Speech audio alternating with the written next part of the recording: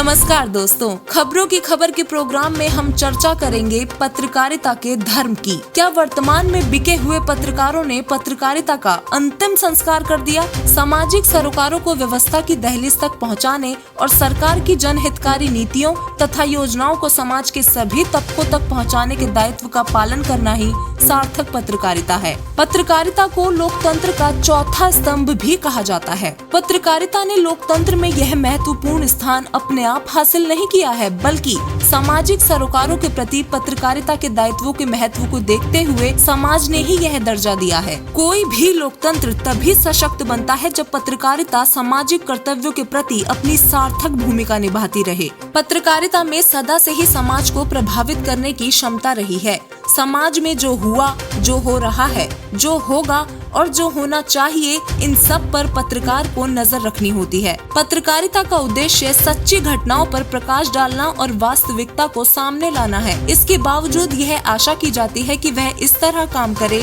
कि बहुजन हिताई की भावना सिद्ध हो। पहला उद्देश्य जनता की इच्छाओं और विचारों को समझना और उन्हें व्यक्त करना। दूसरा उद्देश्य जनता में वांछनीय भावनाएं जागृत करना और तीसरा उद्देश्य सार्वजनिक दोषों को नष्ट करना है। गांधी जी ने पत्रकारिता के जो उद्देश्य बताए हैं, उन पर गौर करें तो प्रतीत होता है कि पत्रकारिता का वही काम है जो किसी समाज सुधारक का हो सकता है। पत्रकारिता नई जानकारी तो देता है, लेकिन वह इतने से संतुष्ट नहीं होता। इसके साथ साथ वह घटनाओं, नई बातों और नई व अहम जानकारियों की व्याख्या करने का प्रयास भी करता है। साथ ही घटनाओं का कारण, प्रतिक्रियाएं, उनकी अच्छाइयों और बुराइयों की विवेचना भी करता है। भारत के 9वें राष्ट्रपति शंकर दयाल शर्मा के अनुसार पत्रकारिता पेशा नहीं अपितु जन सेवा का माध्यम है। लोकतांत्रिक परंपराओं की रक्षा करने के साथ साथ शांति और भाईचारे की भावना बढ़ाने में भी इसकी अहम भूमिका है।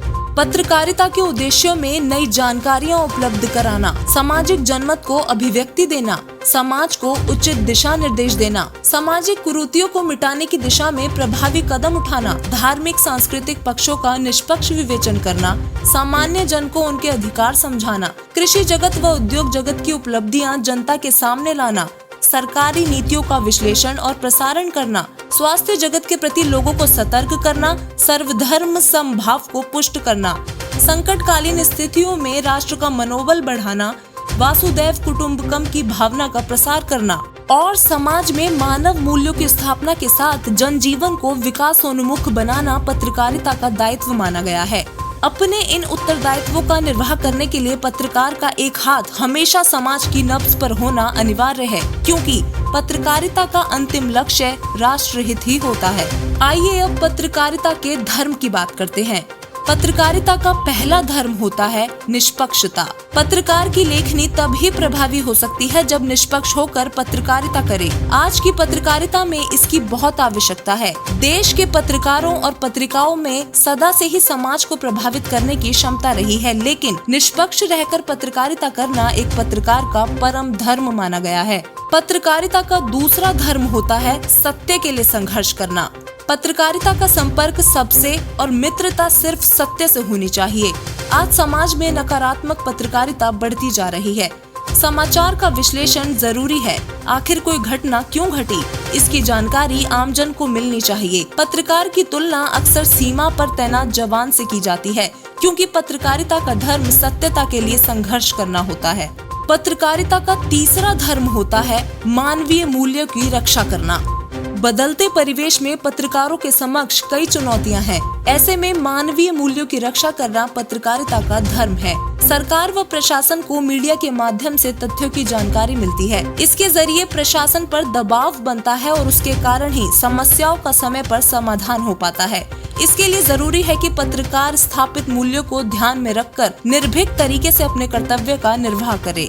पत्रकारिता का चौथा धर्म होता है सामाजिक हित। पत्रकारिता का मूल धर्म समाज का हित करना ही होता है। समाज कल्याण व सुधार के कार्यों में सहायता करना व इसमें बाधा उत्पन्न करने वाले तत्वों का विरोध करना ही पत्रकारिता का धर्म है। पत्रकारिता का पांचवा धर्म होता है अन्याय का पर्दाफाश कर न्याय के लिए लड़ना। न्याय व्यवस्था को कायम रखने के लिए जरूरी है कि सूचनाओं की स्वतंत्रता और प्रामाणिकता हो। दोस्तों, परेशान करने वाली बात यह है कि पत्रकार और मीडिया हाउसेस आज स्वयं गुलाम हो गए हैं। आज देश के मीडिया और उसके बिजनेस पर पूरी तरह से किसी और का कंट्रोल हो चुका है। आज का मीडिया स्वतंत्र नहीं है। मीडिया पर कंट्रोल का मतलब है आपकी नागरिकता का दायरा छोटा हो जाना। वर्तमान समय में पत्रकारिता की भाषा में दो तरह के नागरिक शामिल हो गए हैं। एक है नेशनल और दूसरा एंटी नेशनल। एंटी नेशनल वह है जो सवाल करता है और असहमति रखता है, और जो सरकार की नीतियों की प्रशंसा करता है और उसमें अपनी सहमति रखता है। केवल उन्हीं लोगों को नेशनल के नजरिए से देखा जाने लगा है। आपको बता दें कि ग्लोबल प्रेस फ्रीडम इंडेक्स के 2020 के आंकड़ों के मुताबिक पत्रकारिता में भारत 180 में से 142वें स्थान पर आया है, जो कि बेहद शर्मनाक है। यह स्थान दर्शाता है कि भारत में गलत सूचनाओं का प्रसार किस स्तर पर होता है। इसके साथ साथ यह भी दर्शाता है कि पारदर्शिता के इस युग में भी भारत में फेक न्यूज और येलो जर्नलिज्म का बोलबाला चरम सीमा पर है। वर्तमान समय में हो रही पत्रकारिता के जरिए अगर आप किसी डेमोक्रेसी को समझने का प्रयास करेंगे तो यह एक ऐसे लोकतंत्र की तस्वीर बनाता है जहां सारी सूचनाओं का रंग एक है। यह रंग कभी सत्ता के रंग से मेल खाता है तो कभी विपक्ष के रंग से मेल खाता है।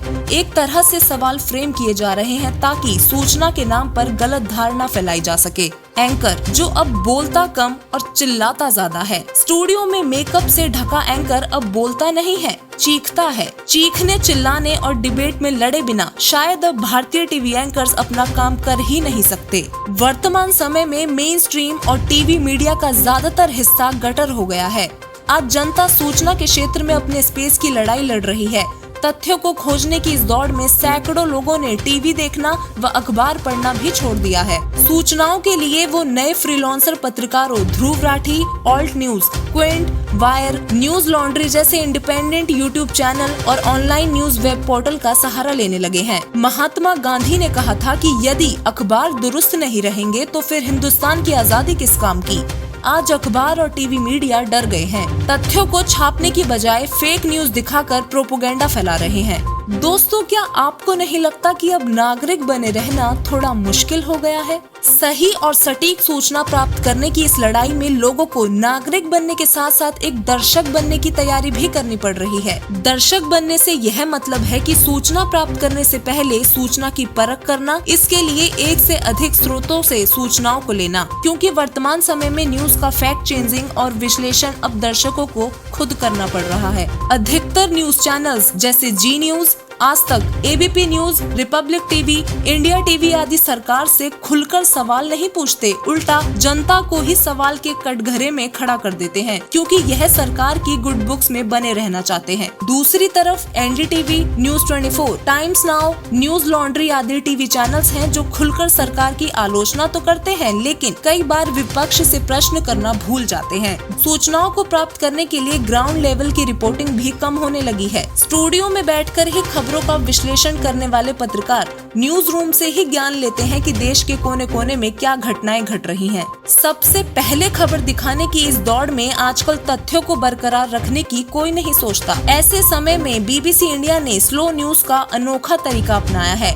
उन्होंने कहा है कि देर से ही सही, लेकिन सही, सटीक और प्रमाणित खबर दी जाए। ऐसे में ऑल्ट न्यूज जैसे छोटे न्यूज पोर्टल फैक्ट चेकिंग कर गलत खबरों का पर्दाफाश करते हैं। चंद लोगों द्वारा चलाए जा रहे इस न्यूज पोर्टल से बड़े बड़े अखबारों और न्यूज चैनलों की गलत खबरों का प्रमाणों के साथ पर्दाफाश किया जाता है। इसके अलावा सैकड़ों यूट्यूब चैनलों पर पारदर्शिता के साथ मेन स्ट्रीम मीडिया से बेहतर रिपोर्टिंग और पत्रकारिता निभाई जा रही है। जैसा कि सारा देश जानता है कि बिकाऊ पत्रकार टीआरपी के लिए क्या कुछ नहीं कर सकता, वहीं दूसरी ओर लगभग 90% मीडिया सरकार की योजनाओं को पारदर्शिता के साथ दिखाने की बजाय उनकी अंधाधुंध प्रशंसा इस प्रकार करती है जिससे ऐसा लगता है कि यह भारतीय मीडिया नहीं बल्कि सरकारी मीडिया है। ऐसे समय में भी रवीश कुमार, राजदीप सरदेसाई और संदीप चौधरी जैसे कई अन्य पत्रकार हैं जो सरकार की नीतियों की खुलकर आलोचना करते हैं और सरकार से खुलकर सवाल करते हैं। सरकार के सैकड़ों घोटालों को दर्शकों के सामने रखते हैं।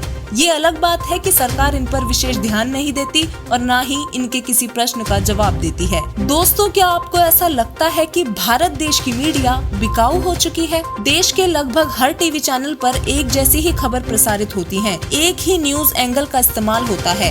एक तरफा खबरों के इस दौर में सूचना नहीं बल्कि प्रोपोगेंडा फैलाया गया है। कुछ इक्का दुक्का न्यूज चैनल हैं जो कुछ हटकर दिखाने का प्रयास करते हैं, लेकिन वे इस भारी भीड़ के दबाव से ऊपर नहीं उठ पाते। दोस्तों, क्या आपको ऐसा लग रहा है कि मीडिया जनता को गुमराह कर रही है? सच्ची निष्ठा से पत्रकारिता निभाने वाले आज देश में चुनिंदा हैं। कोई भी मीडिया हाउस आज जनता की आवाज नहीं बन पा रहा है, बल्कि किसी और एजेंडे से चलने वाली मीडिया फालतू खबरें दिखाकर काम के मुद्दों से देश की जनता का ध्यान हटाकर उन्हें गुमराह करती है। देश की जनता की आवाज को दबाकर उनका शोषण करने वाली मीडिया को सरकार का पूरा समर्थन प्राप्त है। ऐसे में जनता के लिए देश की न्यायपालिका ही एकमात्र विकल्प रह गई है। मीडिया का काम होता है जनहित का कार्य करना, जनता की आवाज को सरकार तक पहुंचाना। यदि आप अभी इस समय टीवी पर किसी भी न्यूज चैनल को चलाकर देखेंगे तो यही पाएंगे कि मीडिया जनता की आलोचना कर जनता को ही दोषी करार कर रही है।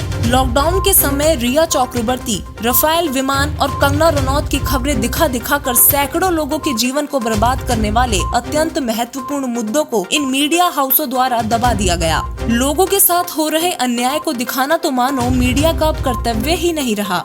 लॉकडाउन के समय कई राज्यों में मजदूरों द्वारा कई जगहों पर आंदोलन किया गया था। परिणाम स्वरूप सरकार ने कई दिनों तक इंटरनेट सुविधा भी बंद कर दी थी। इसका कवरेज देश की मीडिया ने कभी नहीं दिखाया। जब देश का शासक अधर्मी और मीडिया गुलाम हो गया हो, तो भी एक उम्मीद की किरण दिखाई दे रही है। जगत गुरु तत्वदर्शी संत रामपाल जी महाराज जी के सानिध्य में उनके लाखों अनुयायी समाज सुधार का कार्य बड़े पैमाने पर कर रहे हैं। लॉकडाउन के समय में संत जी के आश्रम में सैकड़ों मजदूरों को मुफ्त भोजन, राशन व रहने की सुविधा दी गई थी। दहेज रूपी दानव को जड़ से खत्म करने के लिए संत रामपाल जी महाराज द्वारा दिन प्रतिदिन सैकड़ों दहेज मुक्त विवाह करवाए जा रहे हैं। इसके अलावा रक्तदान, देहदान, गरीबों को भोजन, राशन आदि भी उपलब्ध करवाया जा रहा है। प्रति वर्ष कबीर साहिब प्रकट दिवस के उपलक्ष्य में लाखों लोगों के लिए भंडारा आयोजित किया जाता है। भारतवर्ष का सबसे बड़ा भंडारा होने के बावजूद भी देश की मेन स्ट्रीम मीडिया